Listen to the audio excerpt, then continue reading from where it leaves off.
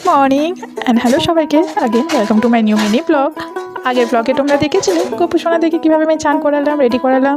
এবার তারপরের ভিডিওটা কন্টিনিউ করছি। এখানে এবার চলে এসেছি, আমার দুটো গণেশ ঠাকুর রয়েছে, দুটোই গিফট করাই। একটা আমি যখন ইউনিভার্সিটিতে ছিলাম সে তখন আমার সাথেই ছিল, পাশে যে ছোটোটা রয়েছে, আর এই বড়োটা এটা ভাইয়ের কাছে ছিল, ভাই যখন হস্টেলে ছিল।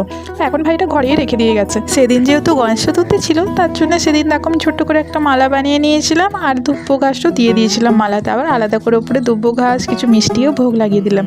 আর এখানে দেখো আমার ঠাকুর ঘরে আমি এবার পুজো করে নিচ্ছি। আর আমার দুই গোপুসোনা দেখো সেম ম্যাচিং জামা পরেছে, ওদেরকে কিরম লাগছে আমাকে তোমরা কিন্তু কমেন্টে জানিও। হরে কৃষ্ণা লিখতে ভুলবে না কমেন্টে। আর এই দেখো ঠাকুর ঘরে পুজো আমার দেওয়া হয়ে গেছে, কি সুন্দরভাবে ফুল দিয়ে সব সাজিয়ে দিয়েছি। তাহলে ভিডিওটা আজকে এখানেই শেষ করলাম। তোমরা লাইক কমেন্ট শেয়ার করে দিও ভালো লাগলে ভিডিওগুলো।